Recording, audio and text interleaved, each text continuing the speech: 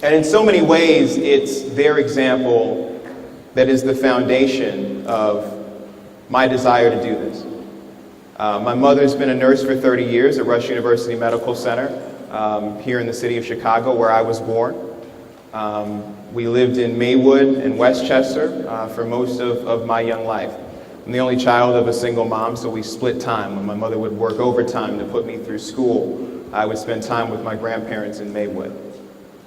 And we had a pretty good life. But like all families, like so many here, we had some challenges. When I was 10 years old, my aunt, my mother's sister, was wrongfully convicted of a crime for which she was to spend most of the rest of her life in prison. Now, she was acquitted 4 years later because the conviction was unjust, but it forever changed my life. We spent most of our savings on her legal defense. At the same time, my mother was having her own health struggle with breast cancer, and my grandfather was moving from second to third stage congestive heart failure. And my grandmother was struggling with Alzheimer's, and we struggled with the mounting cost of our health care bills. Now, I was fortunate. Because of the sacrifices my mom had made, I was still able to get a really good education and get into the University of Chicago on scholarship. But it had changed my life forever. I had seen what was a relatively stable middle-class existence snatched from us in an instant. And it taught me how fragile that is, a lesson that we're seeing for so many people right now.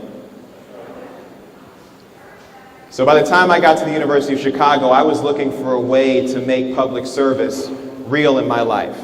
Looking for a path to make sure that the things that we had gone through would happen less and less frequently, to become the exception and not the rule.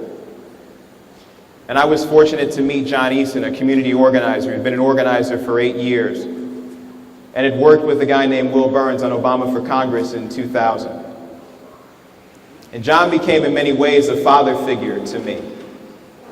And he taught me that I needed to not only try to insulate my family and those I cared about from those difficulties, but to work to make sure that we created a better world and a better place.